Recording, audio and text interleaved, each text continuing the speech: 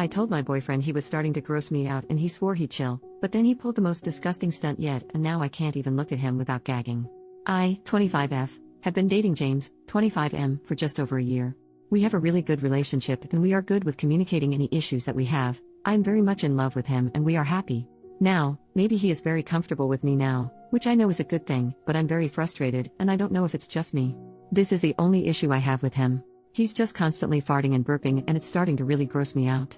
It feels stupid to even type that, but it's really become excessive. We are both graduated from school and work full-time. We do not live together, but he is starting to move into my apartment.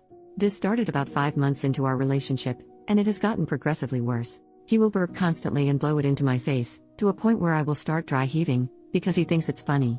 He does the same thing with farting, always trying to do it on me because he thinks it's hilarious. I know it's normal, I grew up with 4 brothers, but he is constantly forcing it to happen. This is not once or twice. We have spent almost every night together the past 6 months, and it will happen all night. All night long. I have asked him to please stop because I find it really gross, especially the burping because he will do it in my face and it turns my stomach and he will apologize but still continue to do it. Or lean in for a kiss and burp in my face instead, then laugh himself to the point of tears when I act disgusted. I thought maybe, at first, he was just really gassy and I should be more understanding because it's a natural bodily function. He does not do this when we are out to dinner or with friends. A few months ago we went to a wedding together with some members of his family and he accidentally burped really loudly like he normally does when he is alone with me, and our table went really silent and glared at him. I didn't want him to be embarrassed so I high-fived him and said good one. And the whole table started laughing and cheering and he afterwards pulled me aside and said he was thankful I did so, as he was humiliated but I broke the ice. I was a bit drunk and frustrated so I asked him why he does it to me constantly but he wouldn't do it in front of other people. His reasoning is that I am his girlfriend and he should be able to play around with me like that. That I was being a typical girl for finding it rude, uptight, high maintenance. I didn't want to argue about it, so I told him I was none of those things and he knew it. Cut the bull crap, we'll talk about it later when we're sober and just have a fun time at the party for now. And we did. But it never changes. I've tried to make plans to be out of the house when we see each other, because even though it seems ridiculous it's starting to stress me out. I can't talk to any of my friends about it because they think it's so funny. He is a very sweet guy, I like spending time with him, but I feel nauseous when we are alone together because it's just so gross. He is starting to work longer shifts so he wants to stay in a lot most nights to relax. He started doing it during love making, as a joke, and our intimate life has really suffered because of it. A few nights ago he was texting me before he got off work, complaining about his day and he seemed really stressed out so I told him I would come over, and I'll make his favorite, and I'll make him forget about it. So I went over to his house and started cooking until he was off. After dinner he leaned in to kiss me, and I turned my head because I'm so used to him burping in my face. We had an argument because he was accusing me of cheating. We haven't been intimate. I told him it was because of the burping, and he said I needed to get over it, that he was only joking and I was being such a prude. That his girlfriend shouldn't reject a kiss from him yada yada. I told him that I've been saying this is a problem for a while, I don't think it's funny at all. I have thrown up because of it. He started to laugh as I said that. And I just kinda lost it. I don't really yell at people, I am a calm and collected person, so I scared him a bit. I told him it was disgusting and I am getting to the point where I'm no longer attracted to him, that I've been trying so hard to be understanding but it's a two-way street.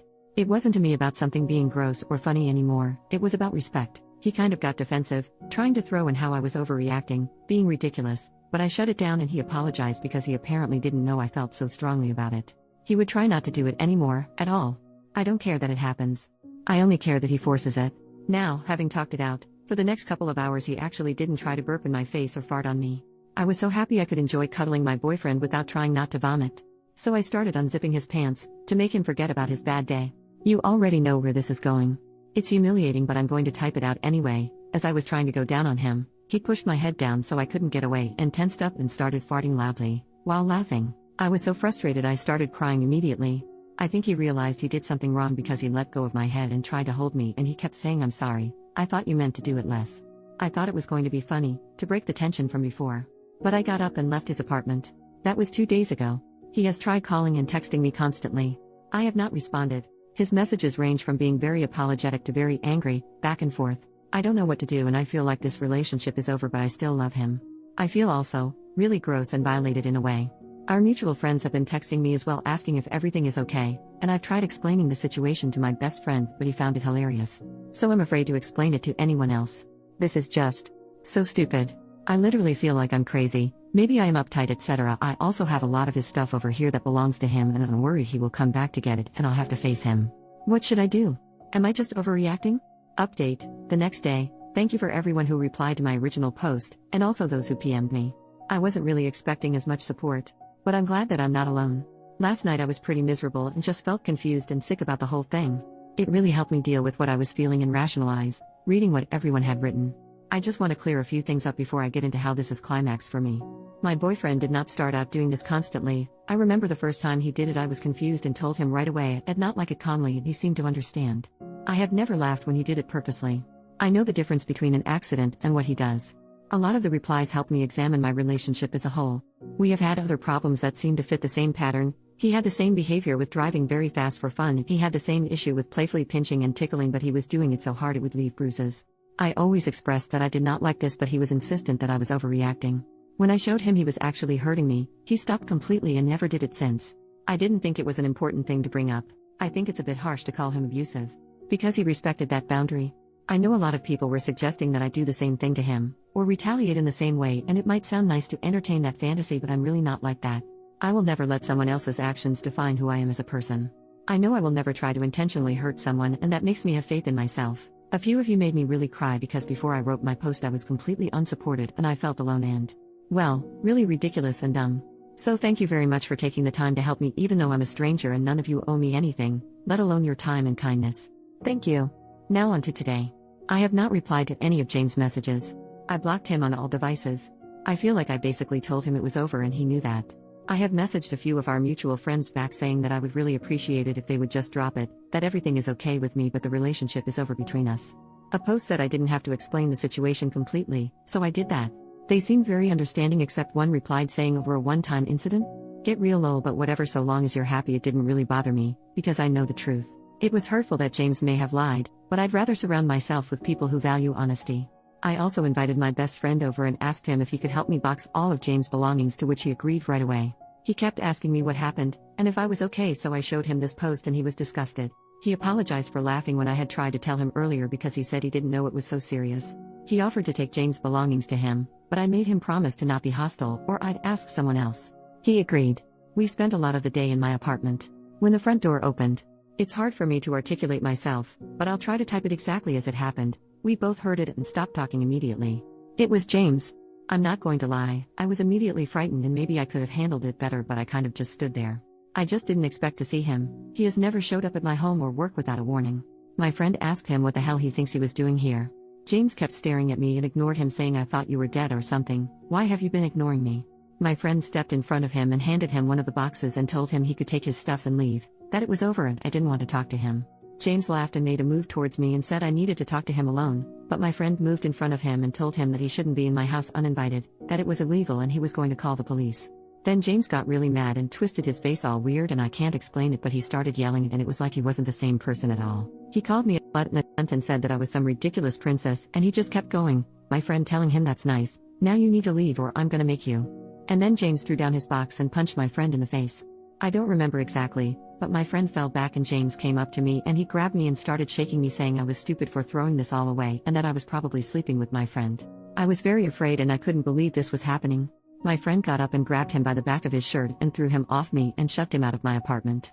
James ran away down the hall kicking people's doors and screaming. My neighbor had come out of his apartment and asked what was going on, and I told him to call the ambulance because my friend was bleeding from his nose. I was so embarrassed. At the hospital I kept embarrassing myself, crying and apologizing to my friend while we were in the waiting room. His nose is broken, he keeps making Owen Wilson jokes and impressions, but he is okay. Now, I am at my friend's house because I am afraid to go home. He said I can stay with him for as long as I need to. I feel really awful that my friend got his nose broken because I was a bad judge of character. I also feel really guilty that I got so scared I just kind of stood there and let my friend get hurt. My friend is taking me to the police station to file a report, but I just want this whole thing to be over. But he is being insistent because I need to do this to ensure my safety. This is my first relationship and I don't even know if this person was real. I didn't think this was even possible to happen.